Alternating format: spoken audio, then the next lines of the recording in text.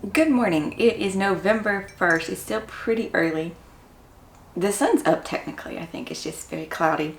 There might be traffic noises because job traffic. What time is it? 8:16. Everybody should already be at school. We're starting the episode 2 though of Keep It or Trash It, and this time I have a fall themed spinner wheel. So it's not exactly, spooky season anymore, but we're still very in autumn. A lot of the times I don't know. November seems to be a middling month. It is technically autumn, and I hardly ever think of it as that, and I don't know why. So as an adult, we should, aim to correct that. Let's pull up our wheel though, and the recorder this time to be able to record it. And I created its own separate spinner for this, and it is Halloween colored kind of, but whatever. I got my recording up. Let's see which one we will go with first, and I'll explain about that in a minute, but okay. Button.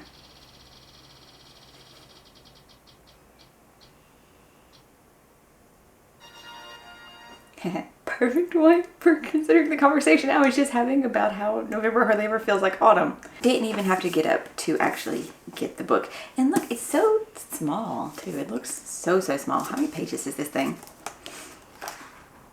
That's the acknowledgements. The font's even slightly big. Cool. Wait, go back. 308 pages. Wow. This is The Longest Autumn by Amy Avery. I should have said that already. Under the right circumstances, would even a god fall? Trine is one of 4 humans rigorously selected to usher the turn of the seasons into the mortal world. Every year she escorts the taciturn god Autumn between the godly and human realms. Autumn's seasonal stay among mortals brings cooler weather, changing leaves, and the harvest of apples and gourds until winter takes his place. This year the enchanted mirror that separates their worlds shatters after Trine and Autumn pass through, trapping both of them in the human realm. As the endless autumn stretches on, crops begin to fail and the threat of starvation looms. Away from the magic of the god's home, Trine's debilitating headaches return with a vengeance. Worse, Autumn's extended stay in the human realm turns him ever more mortal and vulnerable, stirring a new forbidden attraction to Trine. We'll still read chapter 1 on the better microphone that picks us up better. But instead of having maybe the weird cuts, because I did decide, I read all of chapter 1 last time to the microphone. And this way you could get first reactions, and you could also, get weird facial reactions and inputs. But then I was like, oh wait, it might be copyright infringement for me to say all of this. And that was a struggle then. So we'll still do that, but we will do better with the editing and the fast forwarding, and try to at least make some sort of motion for myself of when parts that I think would be good to keep in. I don't know. So, you'll have to tell me how that works. And then, of course, we'll have our come back at chapter 5 thoughts. Will we keep going after page 100? Updates. Figure out B-roll with the actual thing of it being autumn and the leaves. I gotta find a tree somewhere that has some leaves falling that's pretty, that's not on someone's property. Do I not get to choose what is sacred and what is sinful? Ooh. Oh my god, and so many words on the back. Very, very decorated. Naked hardback. Decorated, crowded, who could say? For those whose careful plans and big dreams shattered and who put themselves back together again. Speaking to the microphone, Morgan. We are professionals. No, we're not, but we can act like it. Chapter 1. The souls of the dead burn in the night sky. An eerie light hangs over the temple courtyard. The blue and green and violet glow of souls bobbing overhead like enormous fireflies. Some wait patiently. Others flit around me in a nervous dance, uncertain. I lift a hand to brush a passing one, its pulse like a phantom cat rubbing against my fingertips. A human face flickers at its center, but the soul darts away before I can peer too closely.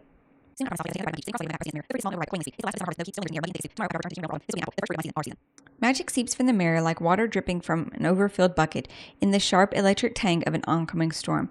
Here lies the sole portal between our worlds, the most powerful artifact in the world, and it bows to my bidding. Bows to my bidding. Another thrill shudders through me, and I breathe deeply twice. My entire life, the world has felt like a giant wheel spinning slowly, and the mirror has always been at its center. How many times have I looked into my own dark eyes painted in the color of garnets? Eyes painted the color of garnets. Okay, so that's an interesting.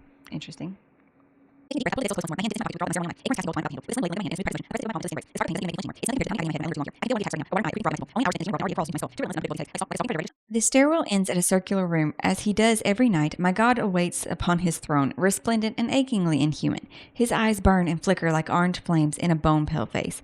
A cloak of eternally falling leaves drapes him, its detritus littering the slick black stone of the floor. And yet all this beauty is cold, impassive, as only a God could be.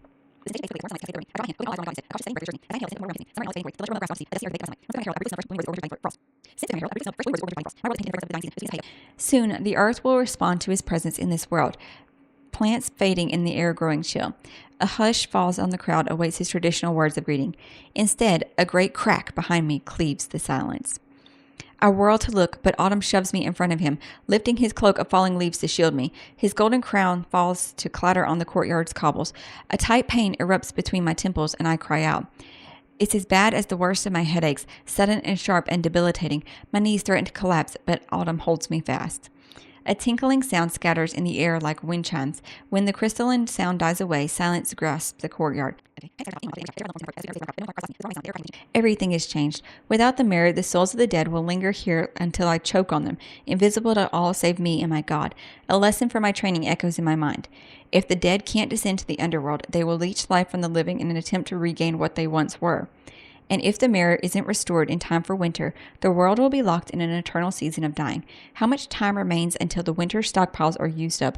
How long before she even arrives? We'll fix it, I tell myself desperately. We have to. So it is a short book. I just didn't expect the mirror breaking thing that they referenced to actually happen in chapter 1.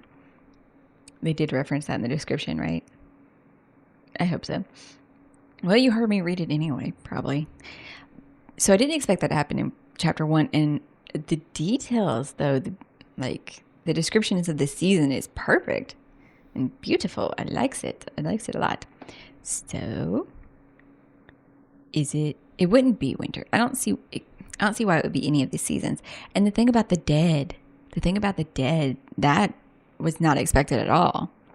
That I thought they were just seasonal gods, but no, they are actually they have these duties. He's the god of the underworld and the dead. So now the dead are going to pile up.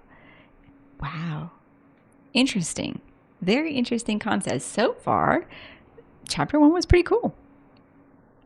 I unfortunately think I'm going to have to learn how to say that name I couldn't say.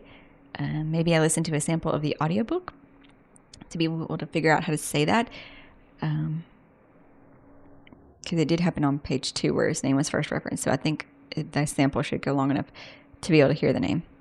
Okay, so chapter 1, I liked it. No clue about the thoughts of who did it, why they did it.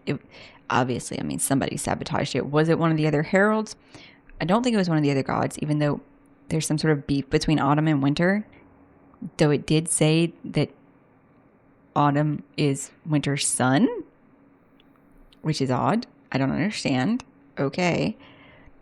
We'll move on, though. We'll move on. We'll continue reading it, and we'll come back with the update after chapter 5. And now it's time to record the Monday video. Maybe a 5-minute break, though, so I don't start sounding hoarse. And the camera doesn't overheat. That's actually the more worrying prospect. Let's put the book down. Is that the camera will overheat. I believe I'm crooked, and he is playing with a very loud ball. Of course, as I try to do the chapter 5 update that I gave him just now to make him not sniff the camera stand.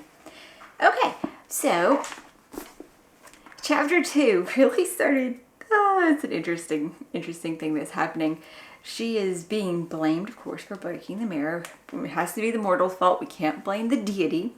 Apparently, she's also been hiding constant migraines for like years, maybe a decade. Okay, you can have my shoe.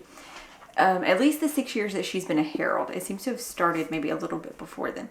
Her best friend person knows, the one whose name I couldn't pronounce that we met right at the beginning, who they're also that, oh my, that's your claws, that's my foot and your claws, and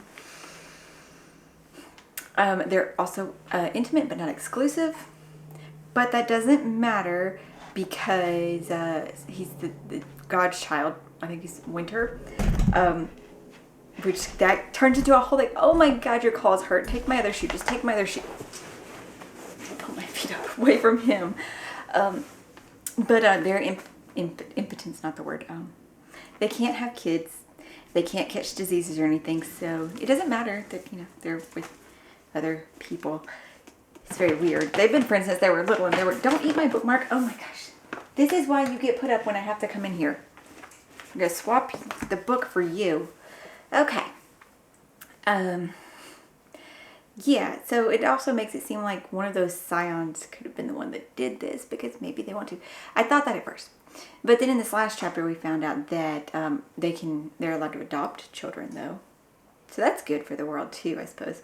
But they need the scions. The gods have to have kids. That way they can have magic in the world.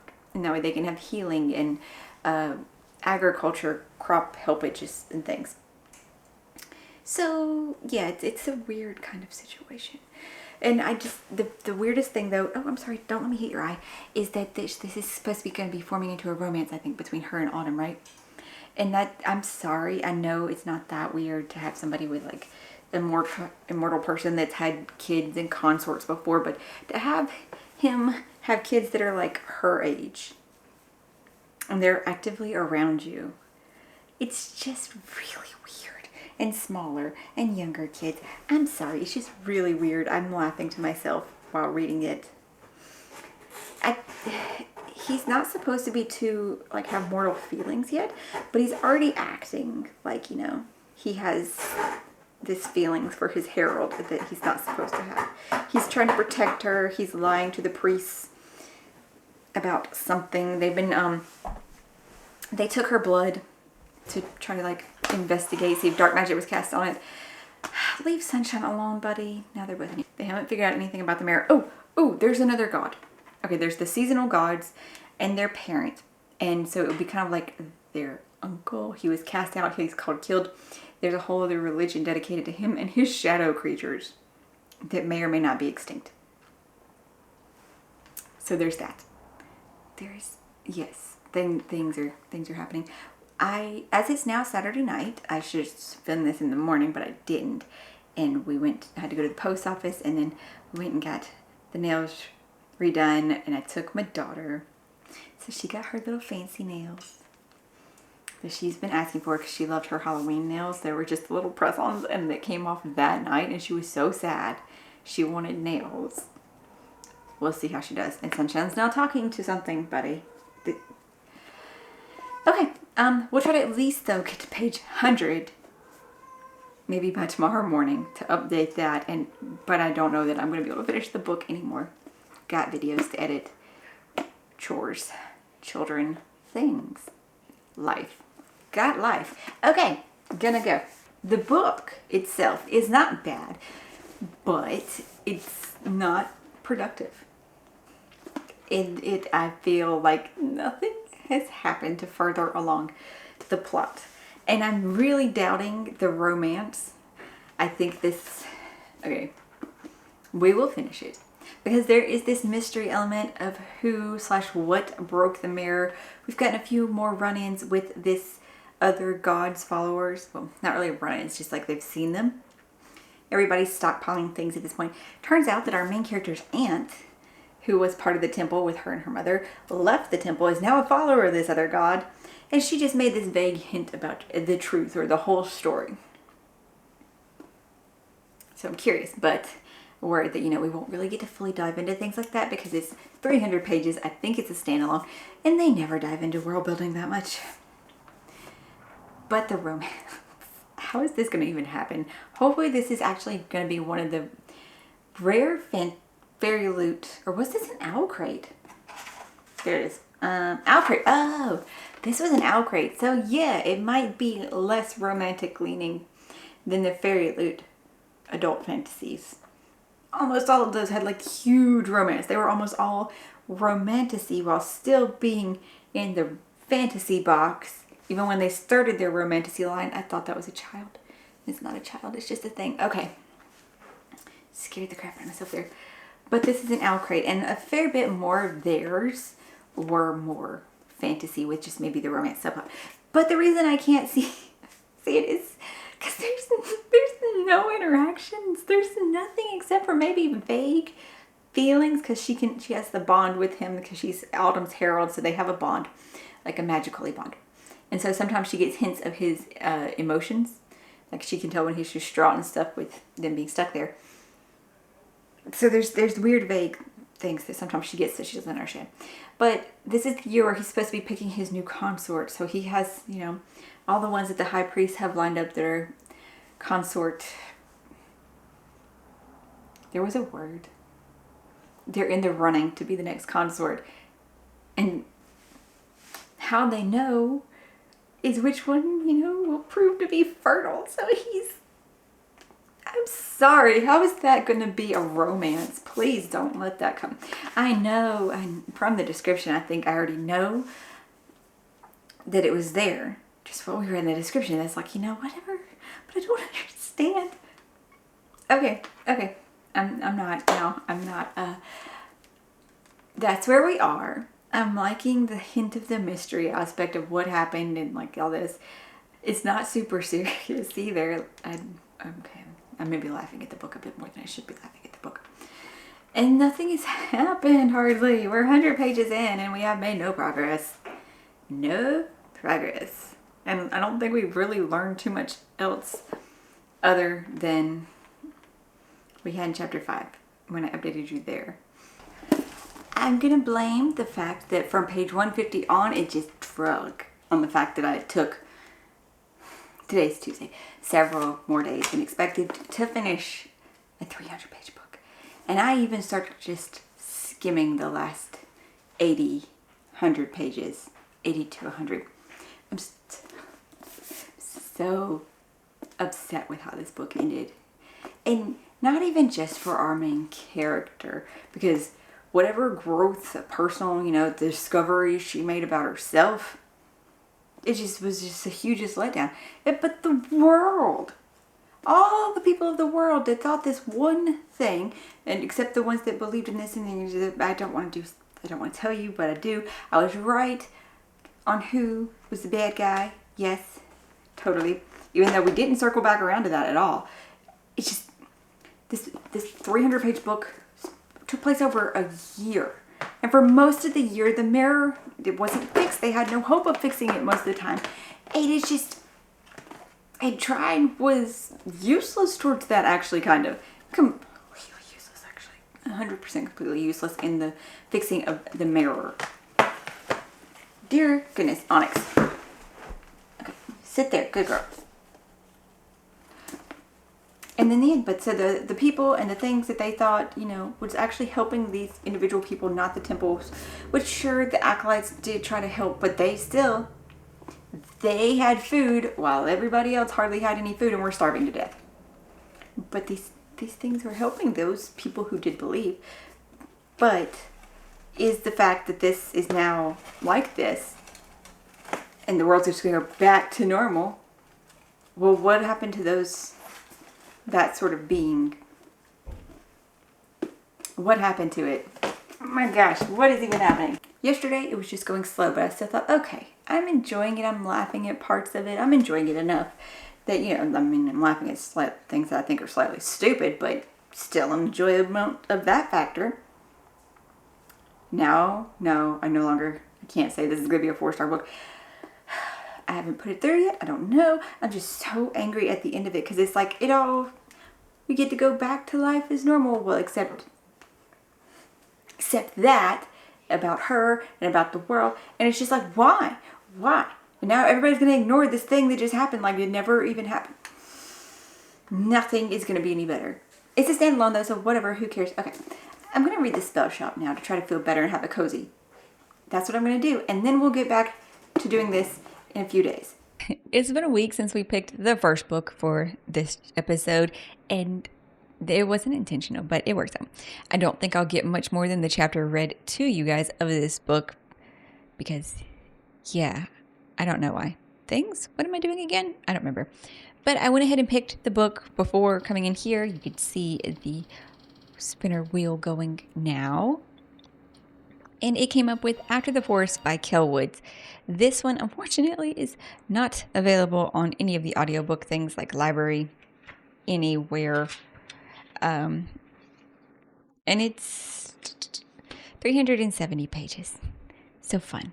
I do need to get rhythm of war started too, though. So we will give this to chapter 5. And we'll go ahead and read chapter 1 for you guys now.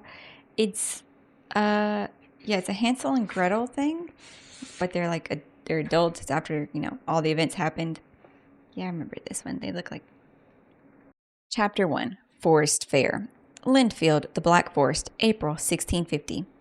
Once upon a time, in a land where the winter snows fall thick and deep, a young viscountess sat sewing by her window. She was content. She carried a child, her first, and her husband was home again after long years away at war. As she sewed, the lady pricked her finger with a needle. 3 bright drops of blood, a deep and startling crimson, fell upon the snow lining the ebony window ledge. 3 together, black, white, red, were such a pretty sight that the Viscountess smiled and whispered a little spell to herself. A daughter, she charmed, with hair as black as ebony frame, lips as red as blood, and skin as fair as winter snow. It's a delicate thing, the smoking of a wild beehive. There is a rhythm to it that cannot be rushed, a knowing of the bees themselves, of flame and air, of the seasons. Greta Rosenthal has done it so often she ceased to think upon it. She merely pressed a hand to the old beech tree in greeting. It was always wise to respect the elders of the forest. Nodded her skirts, checked the satchel hanging at her shoulder, and began to climb, her bare toes slipping easily into the notches cut through the smooth silver-gray bark. The hive nestled high in the tree's heart. Greta propped herself between 2 branches and listened. The murmur of moving leaves, the ceaseless hum that signaled bees' contentedness. Satisfied, she drew a handful of green pine needles and an ember encased in river-damp moss from the satchel. An ember? Breathed gentle life back into the latter and lit the needles. Oh, that seems dangerous.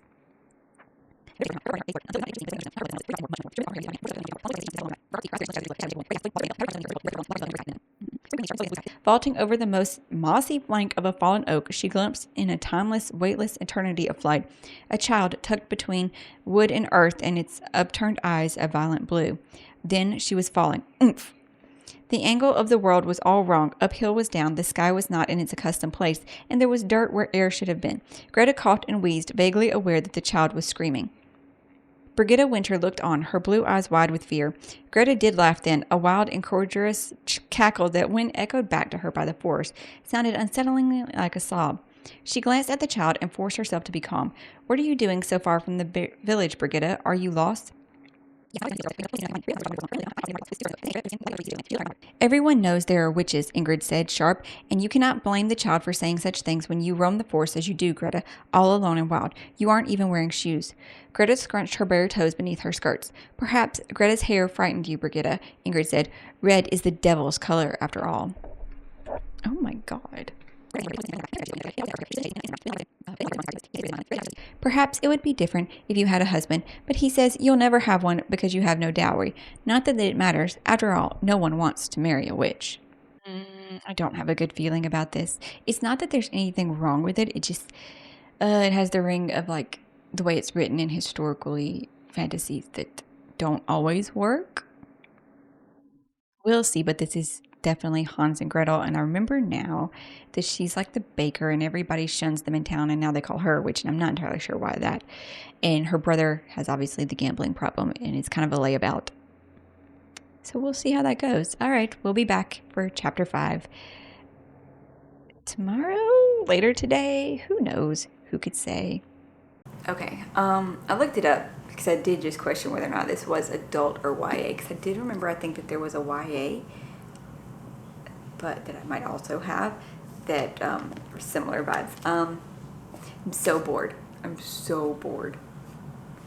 It is much more historical than fantasy, which, okay, sometimes that's fine. But it's just, yeah. Let's see. Greta is 22. She's considered unmarriable, though, because she has no dowry. Both of her parents are deceased. It's just her and her brother Hans, and Hans has gotten into the debt now to where they're going to lose their family home, which doesn't sound like they have lands, or they might have lands, but nobody can work the lands. And even in their village, most of the lands are unworkable because there's been the war going on between the Catholics and the Protestants. And even though now it's over, there's hardly any workers left. They had the incident with the witch in the cottage, and really, we're getting mixed signals. True, she could have just told the little girl there was no gingerbread cottage because, to admit that there was a gingerbread cottage and witch and everything makes it sound worse, even though that's what everybody else says, but then you are agreeing there's a witch and they won't believe that you're not a witch. Whatever. But in Greta's own mind, or in her thing, she says the cottage was gingerbread. And she has a magical talking book that she says is a recipe book, but she got it from the witch. And it only talks to her, talks in the back of her mind. It's the magic we've received so far. This is what apparently makes her gingerbread to where everybody loves it, everybody devours it, but... Hello, future me, editing and stuff. I'm going to cut this section here and just insert the next clip about the book because this lighting is just absolutely horrible. And I tried to crop the image down and I put the background image up just to, not have blank space. But the lighting is just so bad. And I don't know. I adjusted the camera settings and I did a test clip. And yet, I don't know. I shouldn't film on the couch, I guess, especially in the dark. Woe is me, I suppose. Yeah, that's nice and dramatic. Okay, on to the next clip of the thing about the book. Well, we made it to page 115, mostly on KU, and yeah. Okay, it did not maintain the boring. Well, it did. But by the time we left boring, it went into confused land. And it's not because I was skimming, because I went back and tried to... No, she was confused. And all these new characters were coming in, and it was just... Okay, I get that people deal with trauma in different ways. I do. And she is, I think, the older sibling. Yeah, I think Greta is normally the older sibling to Hans in the tale. She was the one that was made to cook by the witch. He was the one getting plumped up in the cage. And so she thinks, it was more traumatizing for him. She's internalizing that she's, it wasn't as bad for her. Really, my dear, really. But Hans is very selfish, like super selfish. And I mean, not just the gambling problem. That happens to lots of people. His friend Jacob, though, that just came back from the war that we talked about and wanted to marry this girl who, of course, never cared for him anyway. But he thought, now that I've made something of myself, she will. Well, Hans, all up in his anger and stuff, started kissing the girl that Jacob wanted. And then I don't even know what happened to Jacob at this point. They hadn't found him yet. And then I started skimming for it. So a lot of this, though, it's mostly Hansel and Gretel. But then we also have the Snow White aspect being tied in from those beginning chapters. Oh my God, kittens. Please don't bump where the camera is sitting. I'm going to stop. Let's pick the next book. I don't know when I'm going to read the first chapter. Not tonight. And I shouldn't, because I really need to start Rhythm of War. Yes, okay, started the recording. And I really hope you're enjoying the ambience of kitten noises in the background. I know it's lovely and yeah.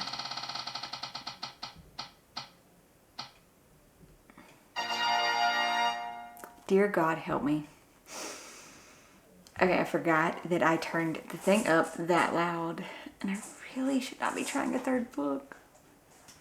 We got In the Forest Grimm, or The Forest Grimm by Catherine Purdue. And I said, oh my goodness, because it is so, I think, similar in the vibe is this YA? Once upon a time, villagers would whisper their desires to the Book of Fortunes, and its pages would reveal how to obtain them. Maybe it's not at all. All was well until someone used the book for evil. Afterward, the branches of the Forest Grimm snatched the book away and the village withered. The villagers tried to make amends with the forest, but every time someone crossed its border, they never returned. Wonder if window vibes in that. Despite the warning from her fortune-teller grandmother, Clara embarks on a journey into the deadly forest to procure the Book of Fortunes and reverse the curse and save her mother and village. Clara's friend Axel puts aside his longing for her to join the journey. The young travelers have set their minds to defying fate and daring to accomplish what no one else has been able to before. I don't think I told you what the last one was about before we started it, did I? No.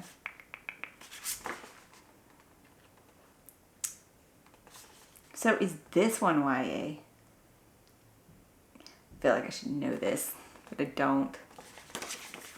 It was a fairy book, and it came with the author letter, but the adult ones come with the author letters too. I don't know. Goodreads will tell me. Such pretty books, though. I guess that's Axel. So Clara and Axel. Fortune teller.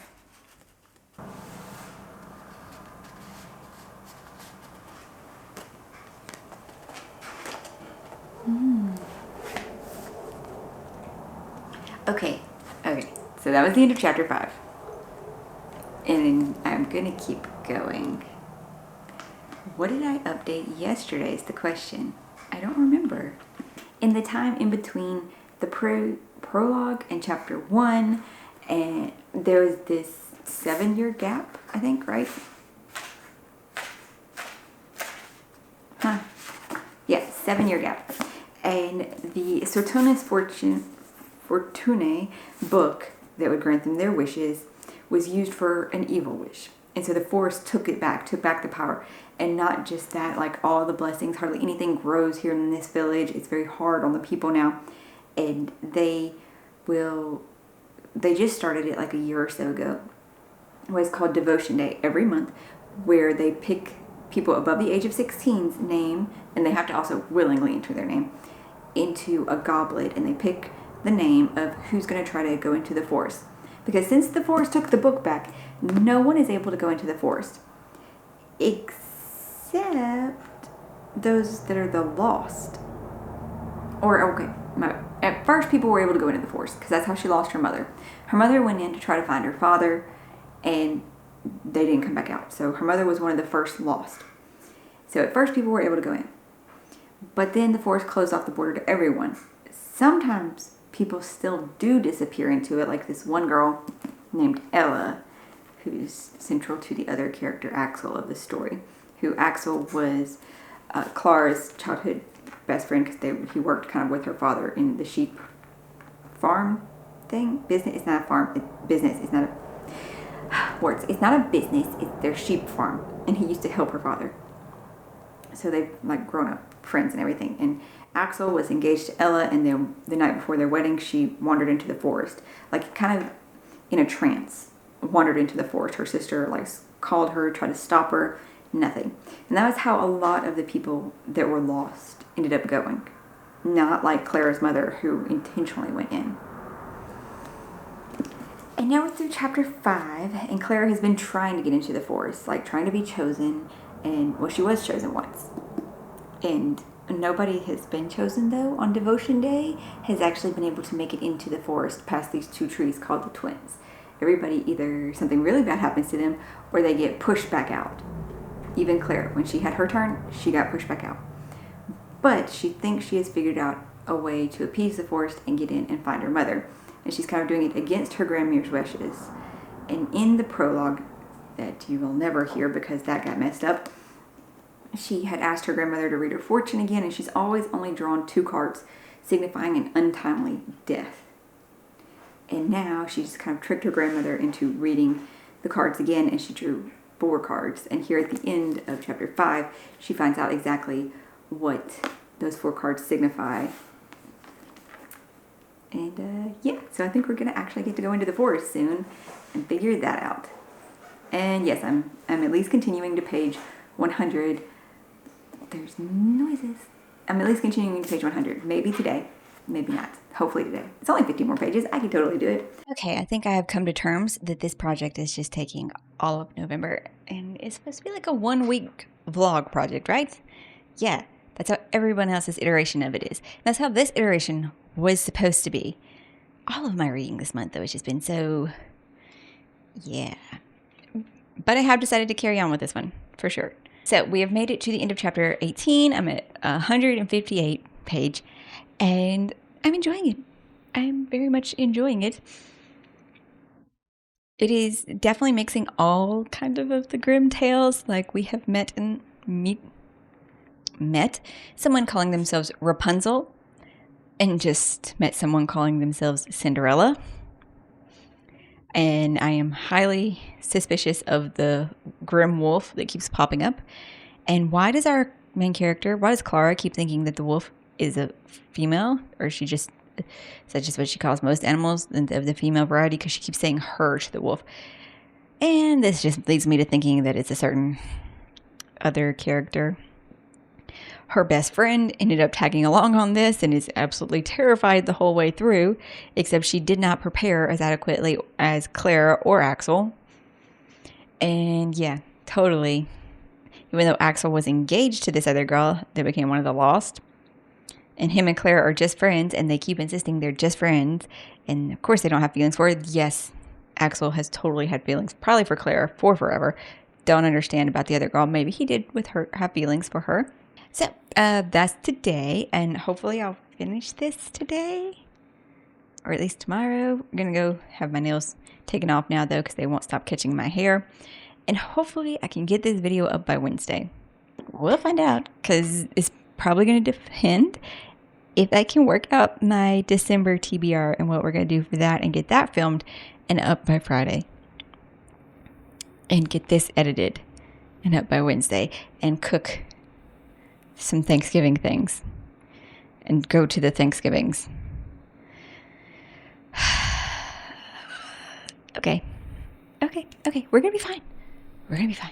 Stayed up late last night and finished it. I finished the Forest Grimm. All right.